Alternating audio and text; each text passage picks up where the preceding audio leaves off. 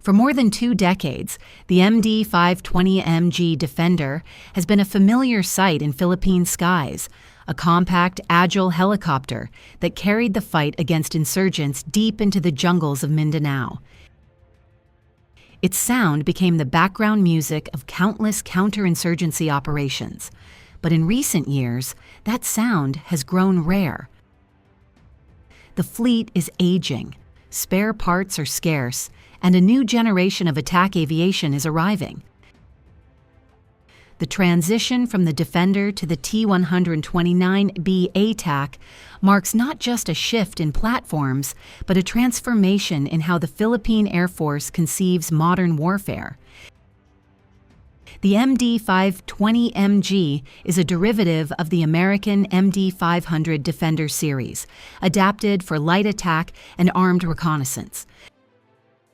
When the Philippines began acquiring these helicopters in the late 1990s, they provided exactly what the armed forces needed: cheap, reliable, and flexible support in low-intensity conflicts.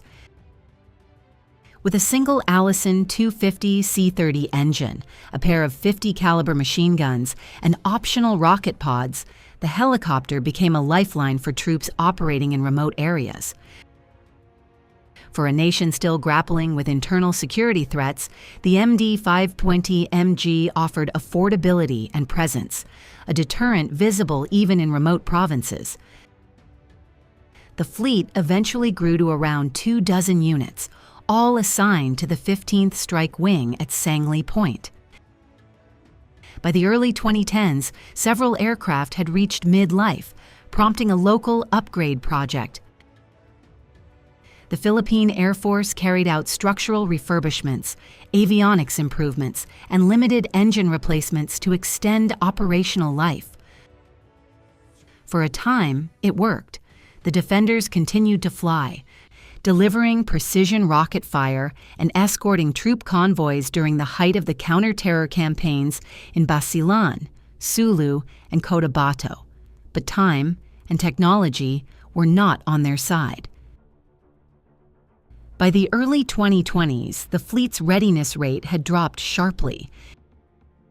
Many airframes were grounded due to fatigue cracks or cannibalized for spare parts. Maintenance costs began to rival acquisition prices of newer aircraft. In some squadrons, technicians worked around the clock just to keep a handful of helicopters flying. For a service operating on a tight budget, this situation was unsustainable. The Defender, once a symbol of flexibility, had become a logistical burden. The limitations extended beyond maintenance. The MD-520MG was never designed for modern, high-threat environments.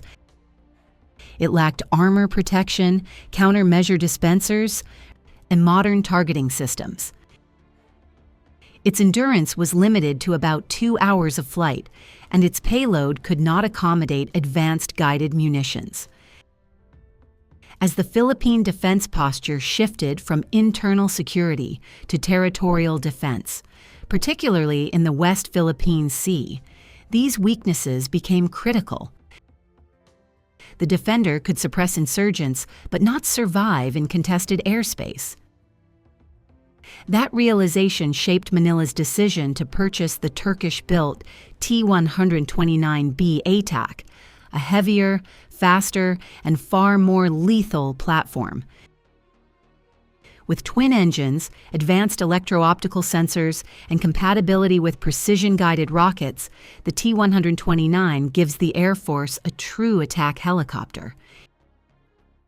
In comparative terms, the ATAK can carry over 3 times the payload of the Defender and deliver it from greater distance, all while providing the crew with modern situational awareness tools.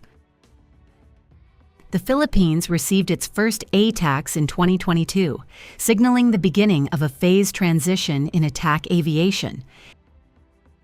Yet this transition is more than a procurement story. It is a strategic evolution. For the first time, the Philippines is building an air component capable of contributing to joint operations beyond its borders. The MD-520MG was a tool of domestic counter-insurgency. The ATAK is a weapon of deterrence. Its range and survivability make it suitable for maritime support, close air support for amphibious troops, and even limited anti-armor missions. This is a subtle but profound change in doctrine, from chasing insurgents inland to projecting power outward toward the nation's maritime frontiers.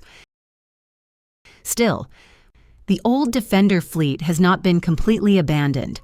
A few serviceable units remain active, mostly for training and secondary support. Their simplicity remains an asset for pilot familiarization and basic attack tactics. But their operational future is limited. Without a robust supply chain, each additional flight hour accelerates the inevitable: retirement. The Air Force faces a delicate balancing act, keeping a minimal number of Defenders operational to maintain readiness while dedicating most resources to integrating the new ATAKs and expanding maintenance infrastructure. The broader question is what comes after. The global trend is shifting toward unmanned aerial vehicles for surveillance and even close air support roles. The Philippines has already begun experimenting with Hermes 450 and Scan Eagle drones. In the long term, light helicopters like the MD-520MG could be replaced not by manned successors, but by drones capable of loitering longer and striking with precision. That possibility adds another layer to the modernization debate: how to balance tradition, manpower, and technology in a resource-limited environment. Economically, the decision to move beyond the MD-520MG also reflects efficiency. Each grounded aircraft consumes storage, inspection, and limited maintenance budgets that could be redirected toward new assets. With the Defense Modernization Program entering its Horizon 3 phase, every peso counts. Transitioning from many light platforms to fewer, more capable systems aligns with the Air Force's doctrine of quality over quantity, an approach echoed by allies like Australia and Japan. Strategically, the retirement of the Defender class signifies the end of an era in Philippine air power. The helicopter's operational story mirrors the nation's security evolution, from internal rebellion to external assertion. It served faithfully in a difficult period when resources were thin and threats were largely domestic. But modernization means accepting that nostalgia cannot dictate defense policy.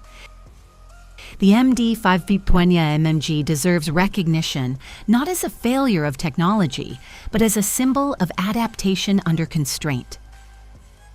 Looking ahead, the challenge lies in managing the transition smoothly. Training pilots and ground crews for the T-129 requires new simulators, revised maintenance doctrines, and coordination with Turkish Aerospace for spare parts. Integrating ATAKs into joint operations with naval and Army units will take years of doctrinal refinement. And until that system reaches full maturity, the few remaining Defenders will still carry the weight of frontline duties. In the grander picture, this transformation marks the Philippines' slow but steady pivot toward a credible defense posture. The Defender's last flights are not an end, but a bridge, linking a past of survival to a future of deterrence. The country that once relied on small, agile machines to suppress internal threats now looks to complex network systems to secure its maritime boundaries. From Defenders to ATAKs, the Philippine Air Force is learning to fight a different kind of war. If this analysis helps you understand the transition shaping Philippine air power, consider subscribing to follow our full series on Philippine Modernization 2030. In our next episode, we will examine the T-129B ATAK itself, its performance, logistical challenges, and the question of whether it can truly replace every role once held by the Defender.